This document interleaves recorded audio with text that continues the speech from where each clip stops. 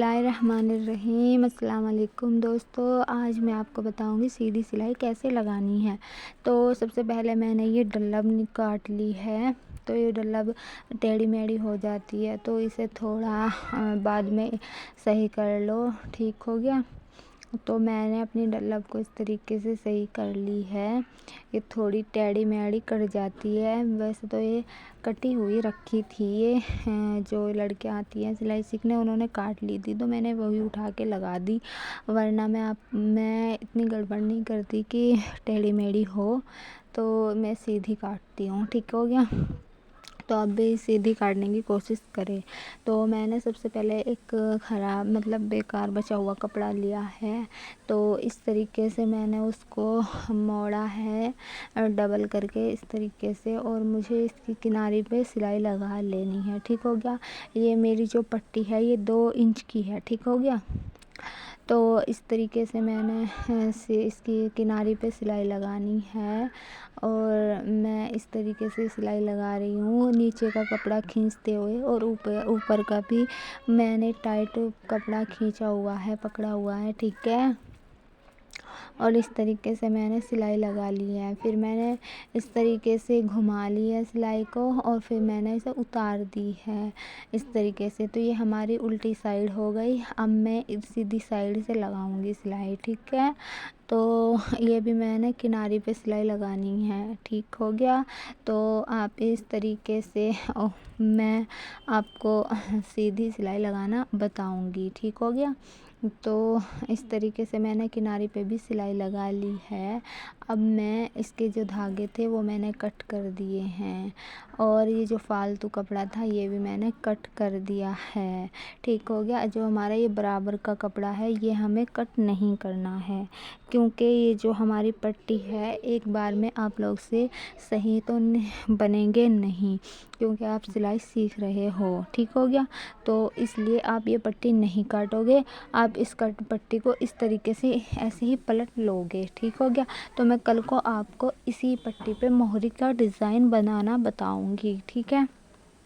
तो आप अच्छे से देख लेना और समझ लेना। ठीक है। अगर आपकी समझ में ना आया हो तो मैं कल इस पे पाइचे बनाऊंगी, मोहरी का डिज़ाइन बनाऊंगी इसी पट्टी पे, तो आप जब देख लेना। ठीक है। तो मैंने इस तरीके से एक पैर की सिलाई लगाई है। ये देखो, ये हमारी 2 पैर हैं। ठीक है।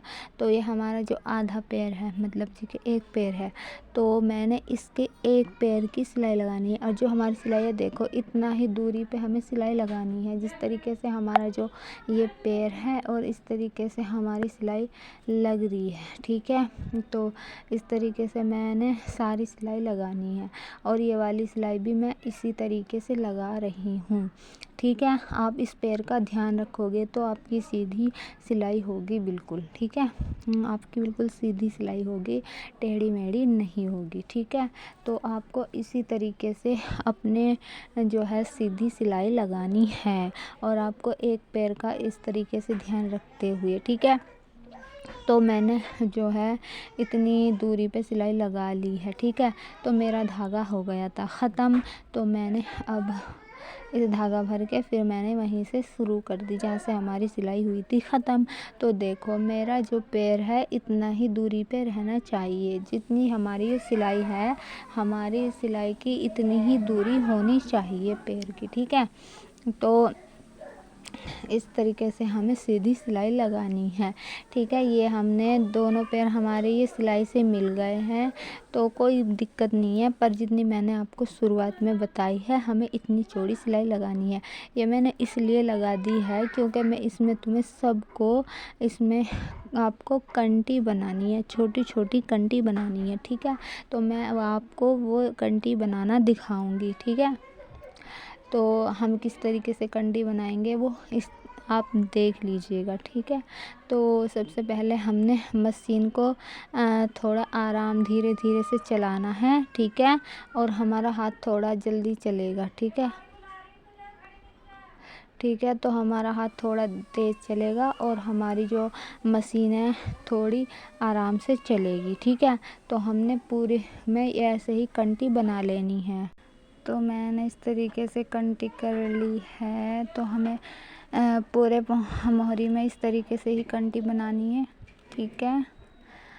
तो इस तरीके से मशीन को चलाना है थोड़ा धीरे धीरे से, और हाथ को थोड़ा तेज़ तेज़ घुमाना, बस ऐसे ही घुमाना है जैसे मेरा हाथ दिख रहा है ना वीडियो में, बस इस तरीके से ही। मैंने स्पीड नहीं बढ़ा रखी, इतने ही धीरे से आपको भी हाथ को घुमाना है और आपकी भी कंठी ऐसे ही बनेगी, ठीक है। तो इस तरीके से हमने कंठी को बना लेना है। और अगर आपको वीडियो अच्छी लगी तो प्लीज़ सब्सक्राइब माय चैनल और कमेंट में बताएं कि आपको वीडियो कैसी लगी।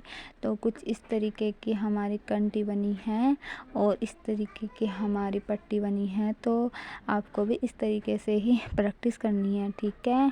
अल्लाह हाफिज़। तो आप भी इस तरीके से प्रैक्टिस कर सकते हो।